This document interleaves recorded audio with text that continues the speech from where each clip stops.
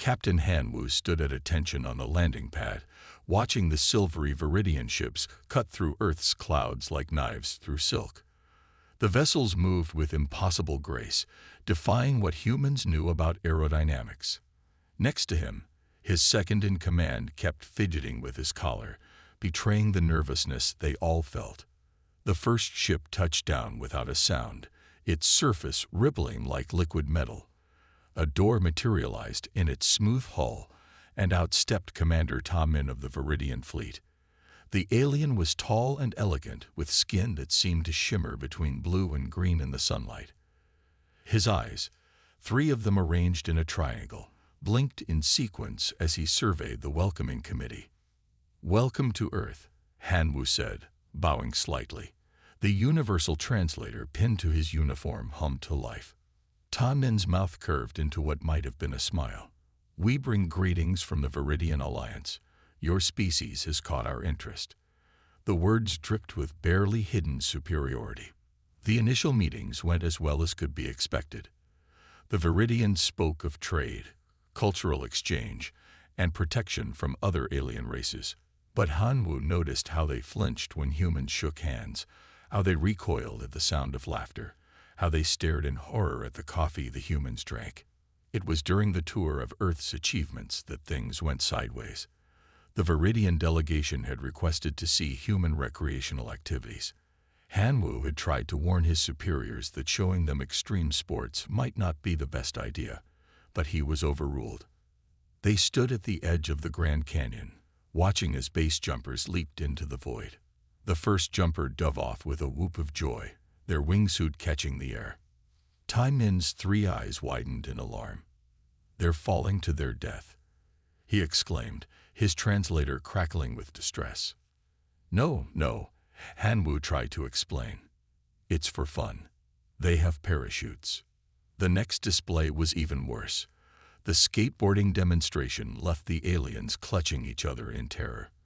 When the motorcycles started their stunts, Ta Min actually turned a pale shade of gray. The final straw came during the surfing exhibition, as the humans rode 30-foot waves, performing aerial maneuvers and cutting through tubes of water. The Viridian commander finally lost his composure. "You do this for entertainment." Ta Min's voice shook.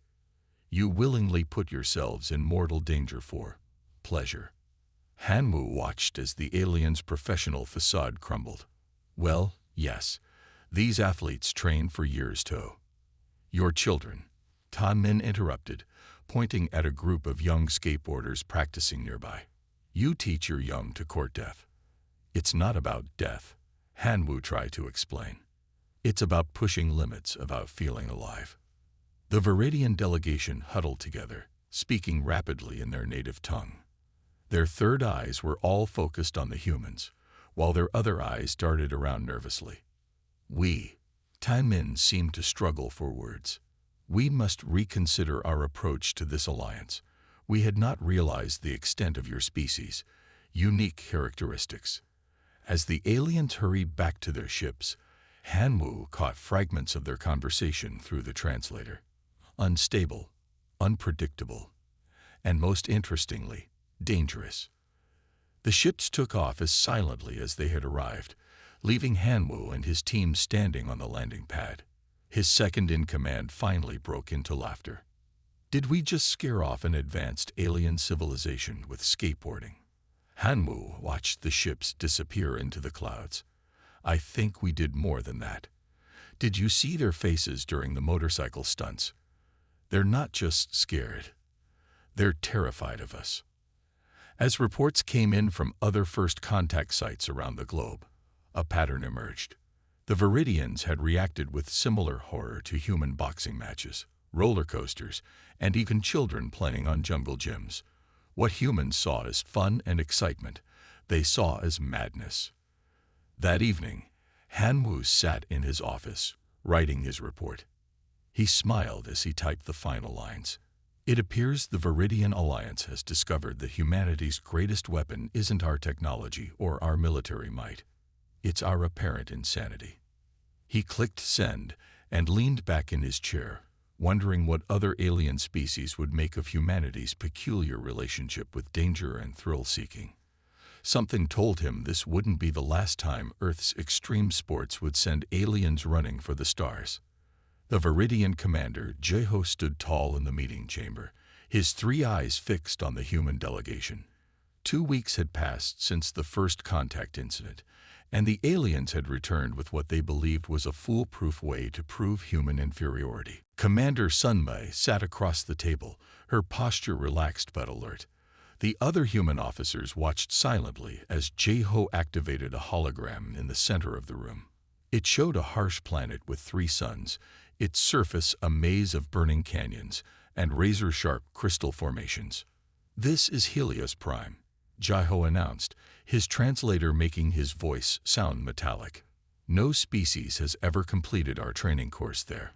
We challenge your best warriors to survive for 7 days." Sunlight leaned forward, studying the hologram with interest. The temperature readings made her raise an eyebrow. The surface reached 150 degrees Celsius during peak daylight. The crystal formations contained toxic metals, and the atmosphere was thin and filled with corrosive particles. "The challenge is simple," Jeho continued, confidence gleaming in his eyes. "Cross the canyon of trials, scale the crystal peaks, and reach the extraction point. No weapons allowed, no advanced technology, just your primitive survival skills." Sunmi glanced at her team. Captain Minho, her survival expert, was already taking notes. Lieutenant Gi, the team medic, nodded slightly. They could handle the medical challenges. "And if we succeed?" Sunmi asked, keeping her voice neutral. Jeho's mouth twisted into what might have been a smirk. "If you survive, which you won't, the Viridian Alliance will acknowledge humanity as equals and share our full technological database with Earth." The human officers maintained their poker faces, but Sunmei could feel their excitement. Access to Viridian technology would advance Earth by centuries. "And if we fail?" "You submit to Viridian protection and guidance. Your species clearly needs supervision." Jeho's third eye blinked slowly, emphasizing his condescension. Sunmei stood up, smoothing her uniform. "We accept." Jeho's confidence faltered for a moment. He had expected hesitation, fear, or at least questions about the deadly conditions. Instead, this human female was smiling as if he offered her a vacation. "You understand the environment will kill you within hours without protection." He pressed. "We've trained for worse," Sunmai replied calmly. She turned to her team. "Minho, start gathering desert survival gear. Gi, we'll need heat resistance mods and oxygen enhancers. Basic stuff only, nothing that could be considered advanced tech." Jeho's skin shifted to a pale blue, the Viridian equivalent of shock. Worse? What could be worse than Helios Prime? Sunmed picked up a tablet and showed him images of human special forces training. Soldiers crawling through burning buildings, surviving in Arctic conditions, traversing scorching deserts, and conducting underwater operations. "This is how we train," she explained. "Every day, pushing our limits. That little parkour display that scared your diplomatic team. That's what we consider light exercise." The alien commander stared at the images, his 3 eyes blinking rapidly out of sync, a sign of distress. You do this voluntarily." "Of course. How else would we be ready for anything?" Sunmei gathered her papers. "We'll be ready for the challenge in 48 hours. Oh, and Commander Jeho." She paused at the door. "You might want to make the course a bit harder. We wouldn't want you to lose face when we complete it too quickly." As the human team left the room, Jeho sank into his chair. His second-in-command approached cautiously. "Sir, perhaps we should reconsider this challenge." Their response is unsettling. Jeho watched through the window as the human team walked across the compound, already discussing training plans and equipment checks. They were laughing, getting ready to face conditions that had killed several Viridian test subjects, and they were laughing. "What are these humans?" he whispered, more to himself than his subordinate. "And what have we gotten ourselves into?" Outside, Sunmai was already messaging the Special Forces Training Center. They would need the heat chamber and the toxic atmosphere simulator. Her team had 3 days to prepare for conditions that would kill most species. Just another day at the office for Earth's finest.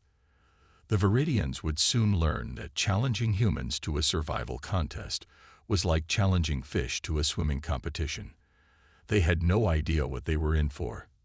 Tai Min's hands trembled as he watched the monitors. The humans weren't just surviving, they were advancing. The toxic winds of Helios Prime whipped around them, carrying crystalline particles that should have shredded their primitive environmental suits. Yet Lieutenant Du Young's team pushed forward, step by determined step. "This is impossible," Ta Min's second-in-command, Kita, muttered. "They've been out there for 5 days. The atmospheric pressure alone should have crushed them." Through the high-resolution cameras, they watched as one of the humans stumbled on the crystal-strewn ground. Their leg was cut, blood seeping through their suit. By Viridian standards, the injury should have ended their mission. Instead, the human got up, applied a basic medical patch, and continued walking. "Send in the environmental hazards," Kita suggested. "The automated defense systems." Tai Min activated the controls. Acid rain began to fall, a special feature of the training ground. The humans simply pulled covers over their suits and pressed on. Next came the burning winds, hot enough to melt standard protection gear. The humans found shelter in crystal formations, waiting it out with what seemed like infinite patience. "Look at their vital signs." Kita pointed to another screen. "Their heart rates are elevated, their bodies are under immense stress. But they're adapting." "How are they adapting?"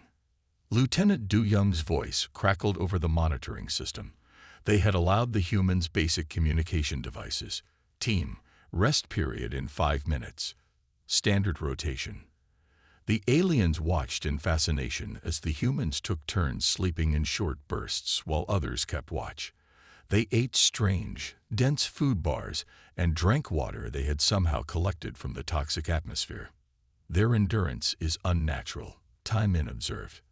"We thought their short lifespans meant they were fragile. We were wrong." A sudden movement on the screen caught their attention. One of the humans had spotted a local predator, a crystalline creature that could shred metal with its claws. Instead of retreating, the human team formed a defensive circle. They used their environment, picking up sharp crystal shards as makeshift weapons. "They're fighting it." Kite's voice rose in disbelief. "Without proper weapons." The battle was brief but intense. The humans moved with coordinated precision, working together like parts of a single organism. When the creature finally retreated, the team barely paused to treat their new injuries before continuing their march. "Send me their biological data again," Tai Min demanded. He studied the readings with growing unease. Their bodies produce chemicals when injured or stressed. Instead of shutting down, they become stronger, more aggressive. "Adrenaline," Kita read from the database, "and something called endorphins. Their bodies reward them for enduring pain. They evolve as persistence hunters, capable of pursuing prey until it collapses from exhaustion." Tai Min's third eye twitched, a sign of deep disturbance. "You mean they evolved to enjoy the hunt, to thrive on challenge?" A new alert flashed on their screens. The humans had reached the halfway point of the course, far beyond what any other species had achieved. They should have been exhausted, broken, begging for extraction. Instead, Lieutenant Du Young's voice came through again, sounding almost cheerful. "Making good time, team. We might set a record here." The Viridian commanders watched in silence as the humans continued their relentless advance. They had created this course to be impossible, to teach humanity humility. Instead, they were learning a lesson about fear, not the humans' fear of the challenge, but their own growing fear of these incredible beings. When they return to Earth, Tai Min said quietly, "They will tell others about this course. Instead of warning their people away, they will see it as an opportunity. More will come, wanting to test themselves." Keita nodded slowly.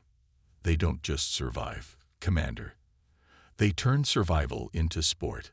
What kind of species does that? On the screen, the human team was scaling a near-vertical crystal wall, helping each other up despite their injuries and exhaustion. Their vital signs showed pain, fatigue, and stress, but also something the Viridian sensors labeled as excitement. We should never have challenged them, Taimin realized. We didn't understand what we were dealing with. These humans, they don't know how to stay down. They don't know when to quit. The aliens watched in silent awe as humanity continued to defy their expectations, one impossible step at a time. They were learning what it meant to fear not a superior weapon or advanced technology, but the sheer, unstoppable will of a species that turned adversity into advantage. Jin A sat in the dimly lit control room, watching multiple screens showing Viridian psychological warfare attempts. The aliens had started broadcasting images of destruction across Earth's major cities, expecting panic. Instead, they were getting something entirely different. They're doing it wrong again, she noted to Major Yunho, who stood behind her chair. They keep showing us worst-case scenarios, thinking we'll break. On the main screen, a Viridian transmission showed New York in ruins. Rather than causing fear, it had inspired a surge of determination. Citizens were organizing survival groups, sharing resources, and adapting to the threatened destruction with remarkable speed. Send them the package, Yunho ordered, a slight smile playing on his lips. Jin A typed quickly, uploading their response, a carefully curated collection of human disaster movies, post-apocalyptic fiction, and survival guides. Adding some video game footage too, she said. Let's show them what we do for fun. The effect was immediate. The Viridian broadcast stuttered, then stopped completely. After several minutes, their commander appeared on the communication channel, his three eyes blinking rapidly in distress. You create entertainment about your own destruction. The alien's translator couldn't quite capture his horror. Of course, Jin A replied cheerfully. We like to be prepared. Would you like to see our zombie survival plans? Every major city has them. The alien commander disconnected abruptly. Jin A and Yunho shared a knowing look. The psychological warfare unit had discovered early on that humanity's greatest weapon against Viridian tactics was their own imagination. Time for Phase 2, Yunho announced. He activated the Global Defense Network, implementing what they called the Chaos Strategy. Around the world, human forces began moving in seemingly random patterns. Military units split up and regrouped in impossible configurations. Civilian populations organized spontaneous festivals in the face of danger. Emergency services ran drills that looked like dances. The Viridian tactical officers watching from their ships couldn't make sense of it. Their carefully calculated battle plans fell apart against an enemy that refused to follow any logical pattern. Send them the history package, Jin A suggested. She had prepared a special compilation of humanity's most unpredictable military victories, focusing on times when inferior forces had defeated superior ones through sheer creativity and determination. The aliens' response came quickly. This cannot be accurate historical data. No species would charge cavalry into tank formations. No commander would split their forces when outnumbered. But it worked, didn't it? Jin A typed back. She added a smiley face emoji, knowing it would confuse them even more. Major Yunho's next move was even bolder. He ordered all human forces to start playing music during their maneuvers. Rock music blasted from military vehicles. Classical symphonies accompanied naval formations. The psychological warfare unit added their own touch, broadcasting cooking shows and dance tutorials on all frequencies. They're trying to jam our frequencies, a junior officer reported. No, Jin A corrected. They're trying to understand why we're not afraid. Look at their scan patterns. They're recording everything, trying to find the logic behind our actions. The breaking point came when the Viridians attempted their most devastating psychological attack yet, a massive holographic display of their superior forces above Earth's major cities. They expected terror. Instead, millions of humans came out to watch, treating it like a free light show. Children pointed and laughed. Street vendors sold snacks. "Their tactical computer is overloading," Jin A observed, watching the Viridian ship's erratic movements. "They can't process our responses. Every time they try to predict our next move, we do something completely unexpected." Major Yunho nodded with satisfaction. Humans have always been at their best when improvising. We don't just think outside the box. We forget the box exists. The final message from the Viridian command was brief. "Your species defies all tactical analysis. Your psychological responses contradict all known patterns. We must reevaluate our approach." As the alien ships withdrew to a safer distance, Jin A began composing her report. "How do you explain to military command that you defeated an advanced alien species by confusing them with human nature? That their sophisticated psychological warfare failed because humans had already imagined and prepared for worse? Should we tell them we were just getting started?" she asked Yunho. The Major laughed. "Let them wonder. Sometimes the fear of what humans might do next is more effective than anything we actually do." The Psychological Warfare Unit had proven what humanity had always known. Their greatest strength wasn't their technology or their weapons, but their boundless creativity and their ability to face fear with defiance, humor, and an almost illogical determination to survive. Sang Min crouched in the shadows of an abandoned Viridian outpost, examining the alien device in his hands. His guerrilla unit had captured it during their last raid, some kind of advanced cloaking technology. Within hours, his team's engineers had not only figured out how it worked, but had improved its efficiency by 30%. Ready for the next strike, his second-in-command whispered through their modified comm system. They had merged human radio technology with Viridian quantum communications, creating something entirely new. The aliens couldn't detect it because they never imagined anyone would combine such different technologies. The night sky lit up with Viridian search beams. Commander Kita had doubled his patrols after the last 3 attacks, but he was still thinking like a Viridian, looking for patterns, expecting military precision. Sang Min's team didn't use patterns. "Team 1, go wild," Sang Min ordered. His soldiers moved silently through the darkness, wearing patchwork armor made from scavenged Viridian tech and human military gear. They looked like something out of a post-apocalyptic movie, and that was exactly the point. The first explosion came from the Viridian fuel depot. Not a sophisticated bomb, just good old-fashioned human ingenuity combined with alien technology. The Viridian guards rushed to respond, following their standard protocols. That's when Team 2 struck from the opposite direction. "How are they doing this?" Kita demanded from his command center, watching chaos unfold across his monitors. "Their technology is primitive, yet they're bypassing our most advanced security systems." The answer was simple, though the aliens couldn't see it. Humans didn't try to match Viridian technology. They adapted it, combined it with their own tools, and used it in ways the aliens never considered. A Viridian shield generator, rewired by human hands, could do things its original designers thought impossible. Sang Nin's team struck 3 more targets that night.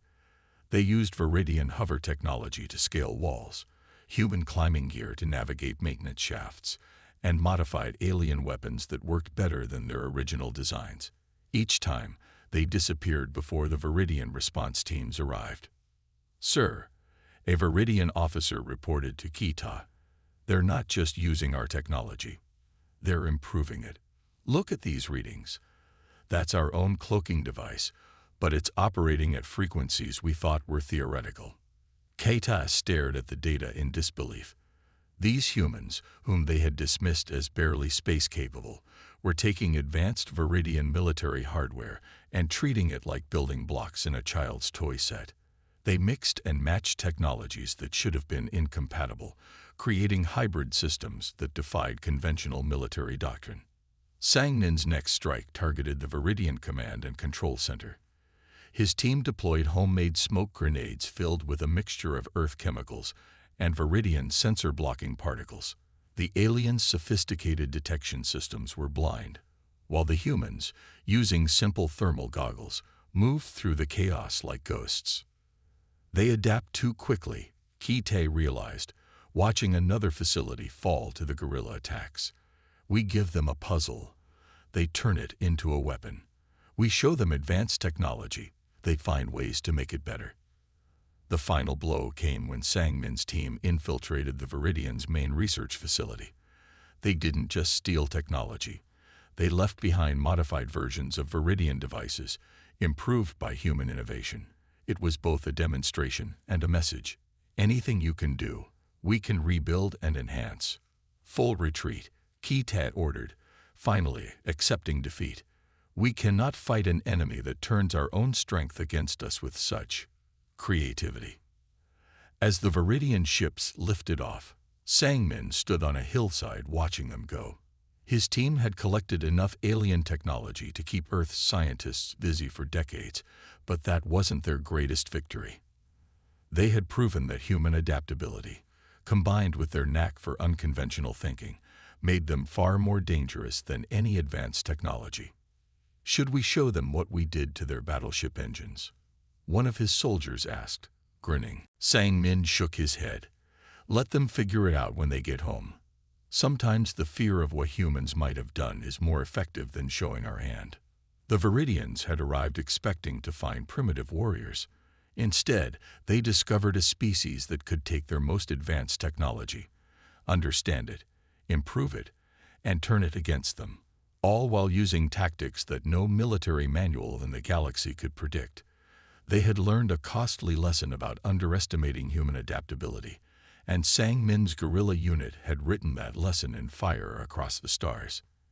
Ninji stood before the Viridian Diplomatic Council, her presentation ready. After the recent conflicts, the aliens had requested information about human history.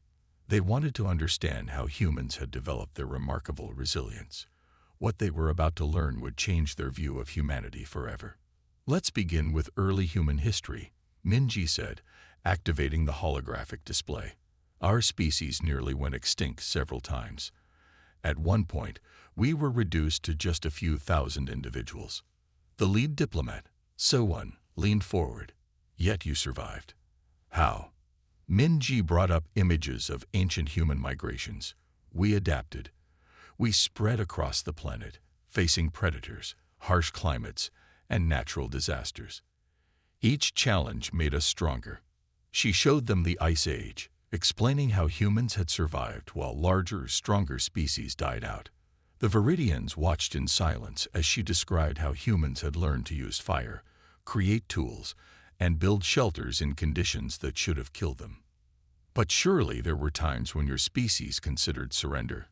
Sewon asked. Ninji smiled and shifted the display to show more recent history. Here's what humans do instead of giving up. She showed them the aftermath of devastating wars, natural disasters, and plagues. After each catastrophe came images of rebuilding, of communities coming together, of humanity rising from the ashes. The Black Death killed nearly half of Europe's population, she explained. The survivors didn't just rebuild.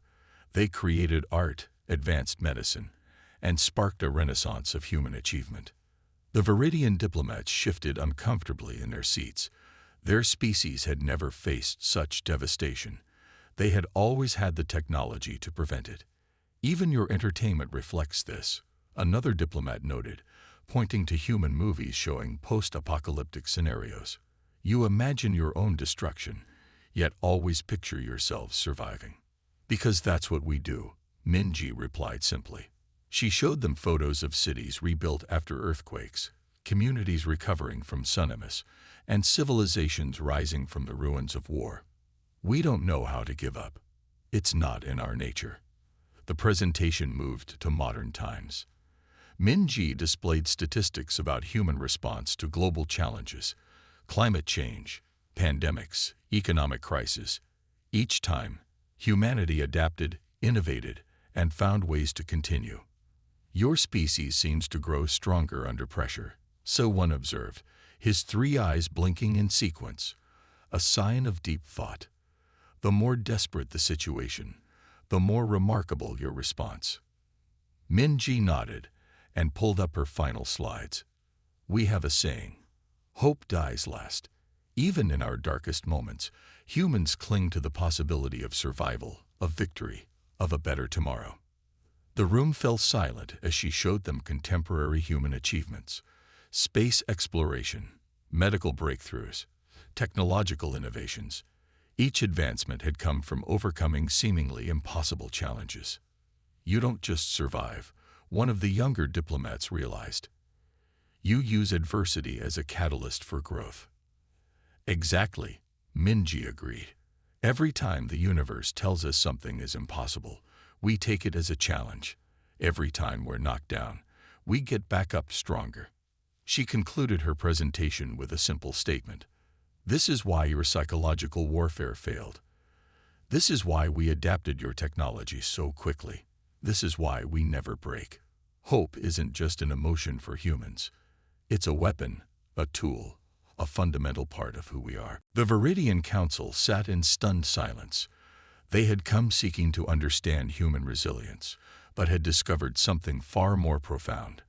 A species that turned despair into determination, that grew stronger from suffering, that refused to accept defeat as an option.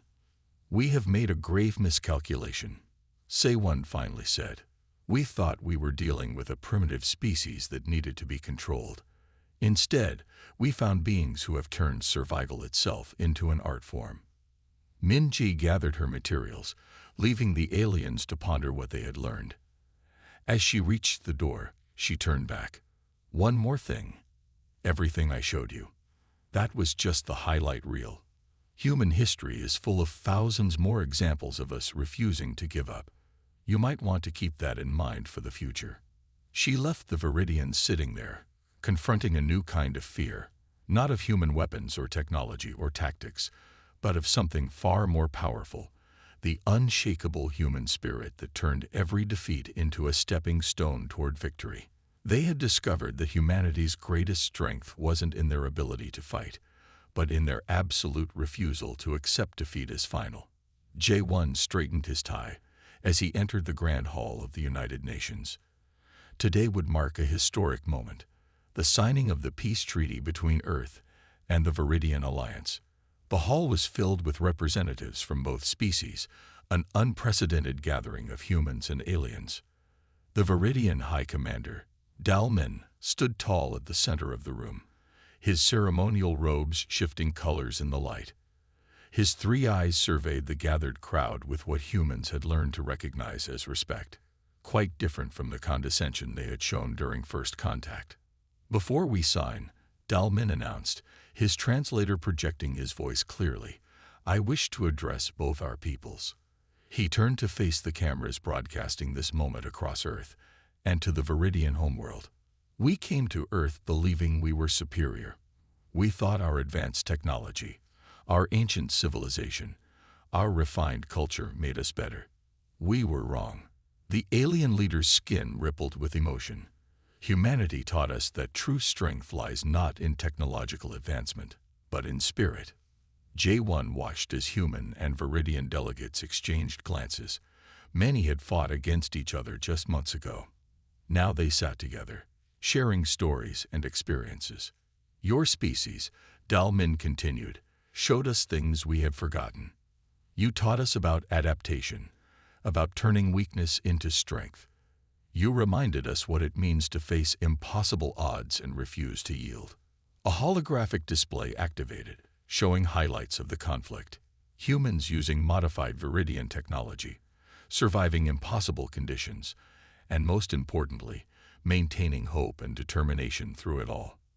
We came to teach, but instead we learned. We learned that primitive is not the same as simple. We learned that technology without spirit is meaningless. We learned that true civilization is measured not by its achievements, but by its resilience.